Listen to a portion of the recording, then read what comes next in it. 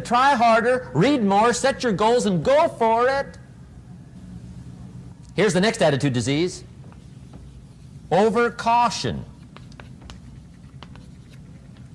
Some people never will have much. They're too cautious.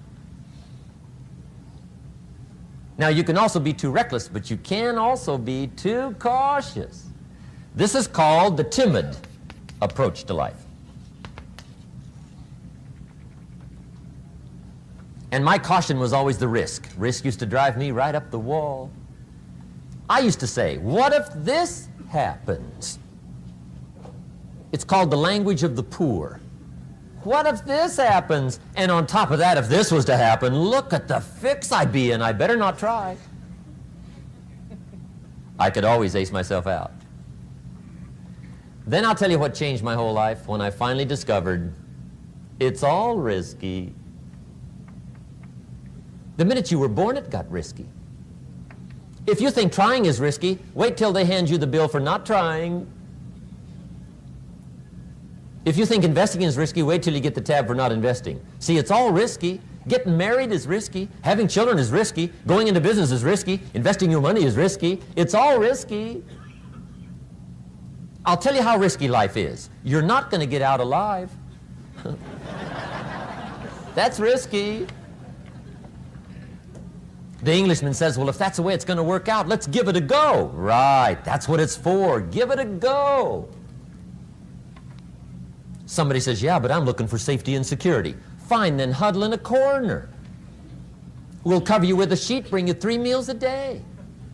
And we'll protect you, feed you, look after you, care for you. We won't let anything happen to you, and you'll probably live to be 100. The guy said, well, yeah, I'd live to be 100. But what a way to live. Right. What a way to live, safe and secure. Don't ask for security. Ask for adventure. Better to live 30 years full of adventure than 100 years safe in the corner. And see, it's not important how long you live. What's important is how you live. Here's the next attitude disease. We're almost through with this motley list. In fact, we're almost through. Hang on. The next one is pessimism. Pessimism, the deadly disease of always looking on the bad side, the problem side, the difficult side, checking all the reasons why it can't be done. The poor pessimist leads an ugly life. He doesn't try to figure out what's right. He tries to figure out what's wrong. He doesn't look for virtue. He looks for faults. And when he finds them, he's delighted. How ugly. This is the poor guy who looks through the window, doesn't see the sunset. He sees the specks on the window.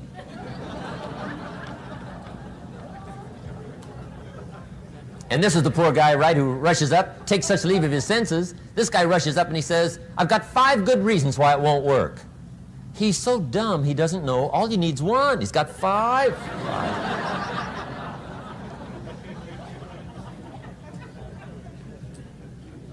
To the pessimist, the glass is always half empty. To the optimist, the glass is half full. Why would the same measure affect people 2 different ways? Answer, it all depends on how you look at it. Our lives are mostly affected by the way we think things are, not the way they are. The way we think they are affects us most. There's a subject we don't have time to get into tonight called better thinking habits. One of the major things Shove taught me when I met him, he said, poor thinking habits keeps most people poor. Not poor working habits. Most people work hard, but they don't think hard. And Shove taught me that the mind is like a factory, a mental factory. And whatever you think about all day long pours ingredients into this mental factory. And that's what builds the economic, social, financial fabric of your life. He quoted me a Bible phrase that says, as you think, so you become. How awesome. When he talked about poor thinking habits, he had me. I used to start the day reading the morning newspaper. I mean, you can believe that or not. I'd get a cup of coffee and read the paper. I'd load up on wars and riots and murders and stabbings and killings and bank robberies and muggings and car wrecks and tragedies. I'd even read the back pages. I seem to like that stuff for some weird reason. I'd load up on all that, and then I'd start the day. You can imagine the kind of days I used to have. You walk around on your financial knees. They call you economic peewee.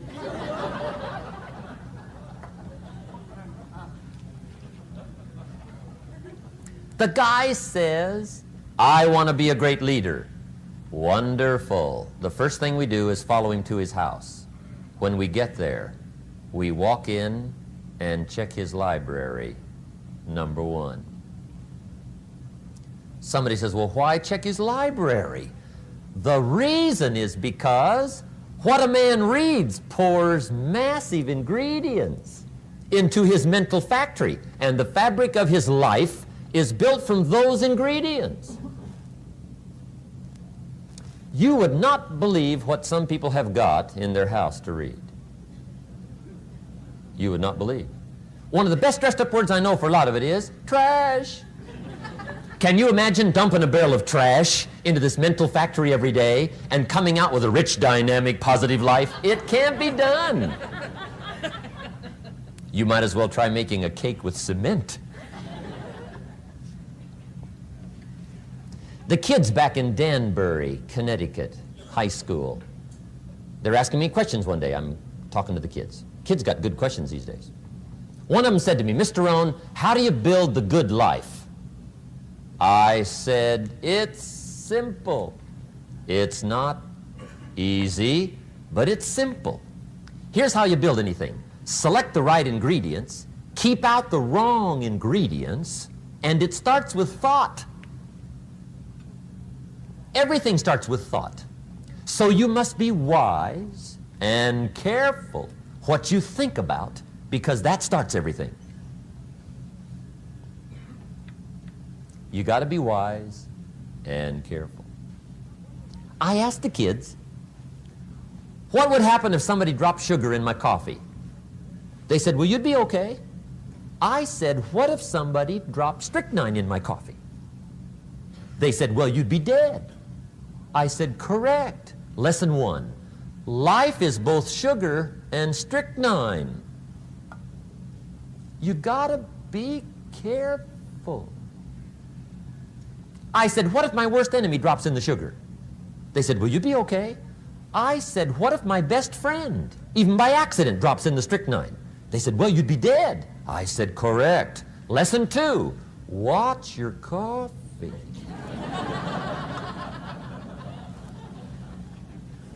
You got to be careful. See, it doesn't matter who hands you the bad stuff.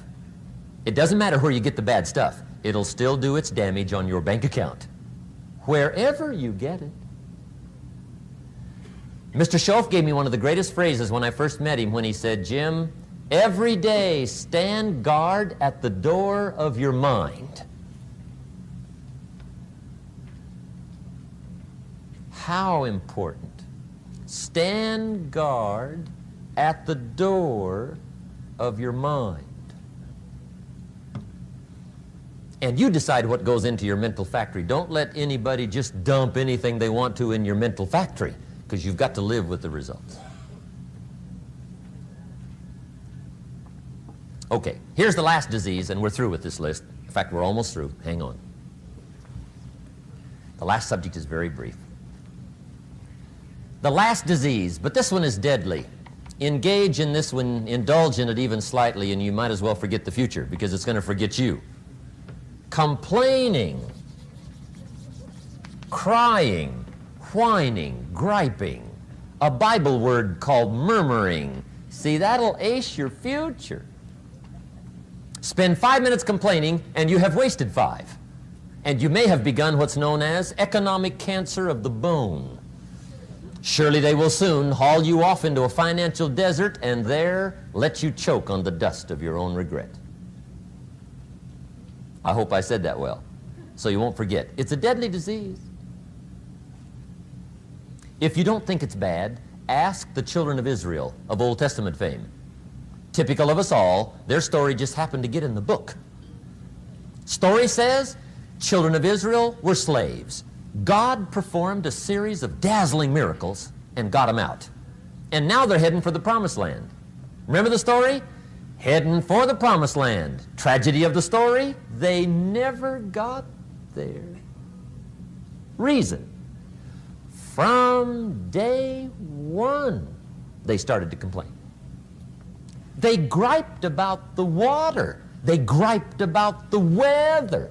They whined and cried and griped about the food. They griped about the leadership.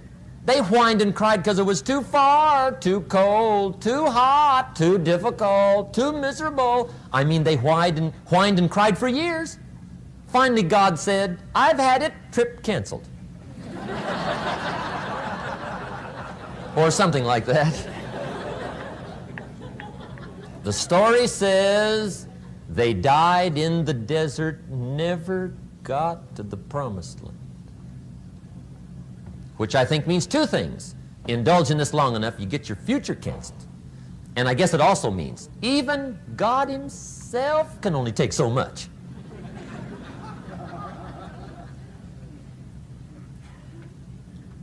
Okay. Just be on the lookout of the things that can destroy all the good you start. The war is on. And this evening, tomorrow, mentally, personally, socially, economically, you got to make sure you're winning the war.